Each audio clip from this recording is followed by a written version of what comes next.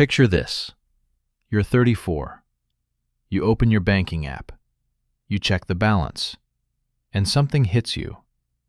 Not that you're not broke, but your investment account, the one you were supposed to start 3 years ago, still sits at zero. And the worst part? You were responsible. You read the articles. You watched the videos.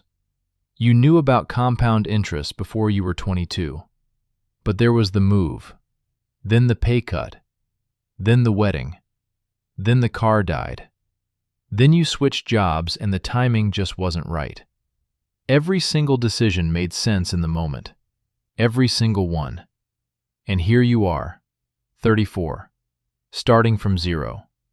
This isn't a story about being careless with money. This is a story about something nobody warned you about. Investing in your 20s is the right call, and it's going to hurt in ways that have nothing to do with not knowing what to do. Before we go further, I know what you're thinking. This isn't me. I get it. I understand compounding. I just need the right moment. Fair. I'm not here to tell you you're lazy. I'm not here to explain what an index fund is. What I am here to do is show you something most financial content doesn't touch. Why understanding investing and actually doing it in your 20s are two completely different problems. One is an information problem. The other is a life problem. And life problems don't get solved by spreadsheets. 3 sections. Here's what we're covering. First, the real numbers, not the theoretical ones. The ones that show you exactly what each year of delay costs, in a way you can feel, not just calculate. Second, the strongest argument against investing in your 20s. I'm going to give it to you straight, because it's actually a good argument. Then I'm going to show you where it quietly falls apart. Third, the exceptions. The scenarios where waiting genuinely makes sense. And at the end, a framework. 3 questions. Something you can use this week, not someday. Let's go. Meet Alex. Alex is 23. Makes $52,000 a year. Lives in a mid-sized city. Rent is $1,200 a month. Student loans, $280 a month. Not extravagant, not irresponsible, just normal. Every personal finance article tells Alex to invest $300 a month. So let's run that. $300 a month, starting at 23, 7% average annual return. By 65, $887,000. Sounds great. Here's the part they don't show you. Alex's take-home after taxes, $3,500 a month. Rent, $1,200. Loans, $280. Groceries, utilities, phone, transport, $800. That leaves $1,220. $300 into investments sounds easy on paper, but that's 25% of everything Alex has left after the basics. Then the car needs new brakes. $600. Then Alex's roommate moves out and rent jumps to $1,500. Then a flight home for a family emergency, $380. The $300 disappears. Not because Alex is bad with money, because real life has a variable cost that no retirement calculator accounts for. Here's the number that actually matters. If Alex starts at 23 and invests $300 a month until 65, $887,000. If Alex waits until 30, same amount, same return, $547,000. The difference? $340,000. Lost. Not spent, not enjoyed, just gone. 7 years of delay. $340,000. That's not a scare tactic. That's the math. And the reason those 7 years disappear isn't ignorance. It's that 23 to 30 is the most financially turbulent decade of most people's lives. Unstable income, unexpected expenses, and zero margin for error. The system isn't designed for people who are just starting out, and nobody tells you that up front. Now here's where I'm going to do something most finance videos don't. I'm going to give you the best argument against investing in your 20s. And I mean the best version of it, not a straw man. The argument goes like this. Your 20s are your highest ROI decade for human capital investment. Every $1,000 you spend on a skill, a course, a move to a better city, or building a network pays back $10,000 to $100,000 in lifetime earnings. Compound your career first. Compound your money later. A 28-year-old earning $90,000 instead of $52,000 because they invested in themselves will crush the one who invested $300 a month into index funds. That argument is genuinely compelling, and it's not wrong. Here's where it quietly falls apart. It assumes the money not invested into markets actually goes into career development. But look at what actually happens. Behavioral economics research consistently shows the same pattern across the 25 to 34 age group. When people skip automatic investment contributions, that money doesn't go into courses or networking. It dissolves into lifestyle inflation. A nicer apartment, more dining out, better vacations. Things that feel earned. Things that are earned, honestly. But they don't compound. The human capital argument works when you are disciplined enough to redirect the investment money intentionally into your own growth. Most people aren't. Not because they're weak. Because willpower is a finite resource, and your 20s drain it fast. There's a second assumption buried in that argument. It assumes that career growth and financial investment are mutually exclusive. They're not. You can invest $100 a month at 23 and still take a $500 course. You can automate $150 and still move cities for a better job. The either-or framing is a false dilemma. The real issue isn't choosing between self-investment and market investment. The real issue is starting anything at all. But here's the honest part I promised. There are situations where the counter-argument wins. If you have high-interest debt, anything above 8%, paying that down is mathematically equivalent to a guaranteed 8% return.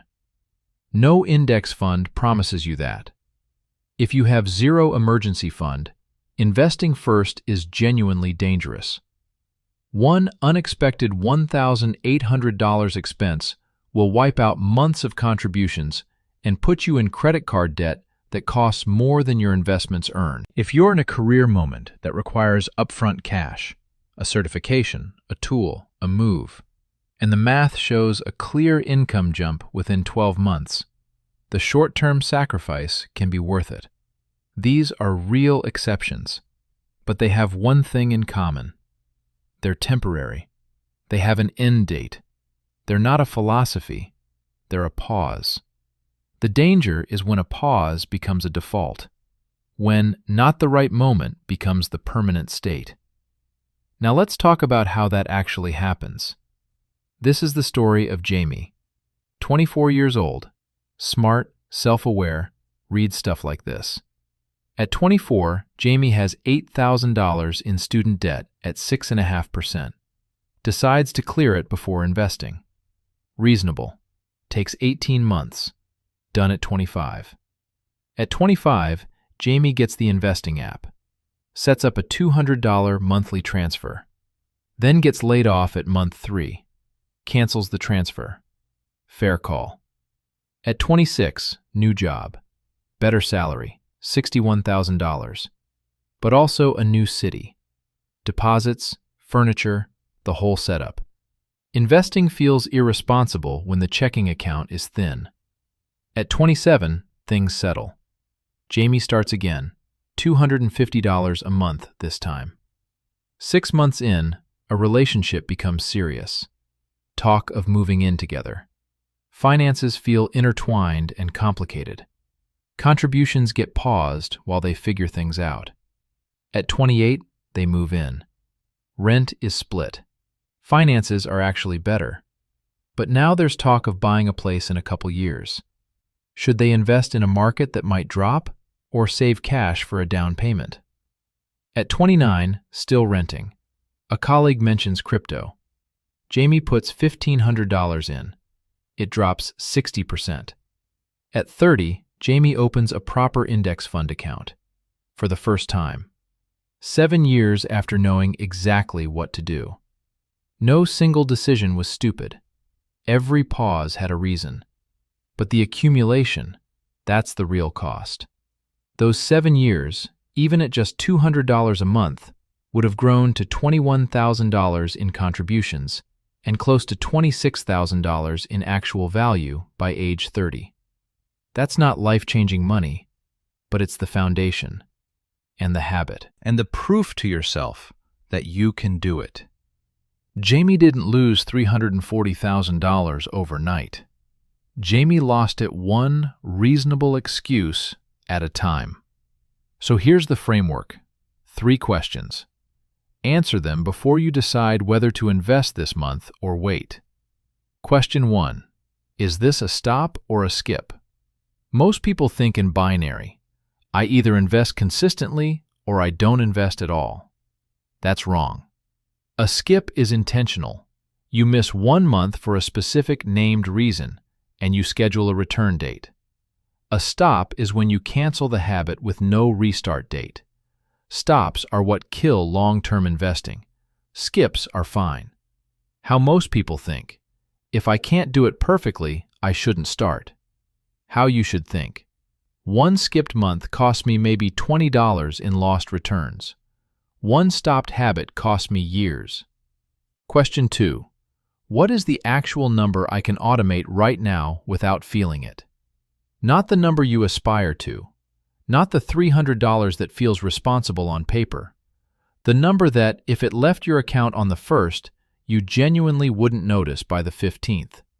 For some people, that's $50. That's fine. $50 a month at 23, compounded to 65, is still $147,000. The size of the number matters less than the permanence of the habit. How most people think. I need to invest a meaningful amount or it's not worth it. How you should think. The habit is the asset. The dollar amount scales later. Question 3. What's my one real blocker right now, and does it have an end date? Name it specifically. Not a vague feeling of uncertainty, an actual blocker. High-interest debt above 8%. Yes, that's a real blocker with a calculable end date. Low emergency fund. Real blocker, solvable in 3 to 6 months.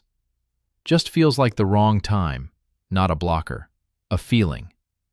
If your blocker has an end date, write it down. Set a calendar reminder. The day after your debt is cleared, the transfer goes live. No reevaluation, no new reasons to wait. How most people think. I'll start when things feel stable. How you should think.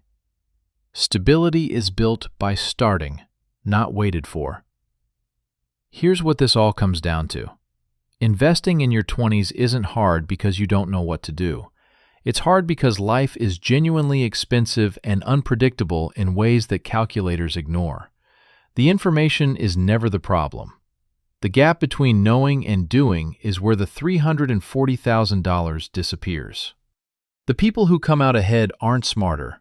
They're not more disciplined. They just found the smallest possible version of the habit they could sustain through chaos. And they kept the automation running even when everything else was uncertain. $50 automated beats $300 planned every single time. If this landed for you, share it with someone in their 20s who keeps saying they'll start soon. Not to lecture them, just so they know what soon actually costs.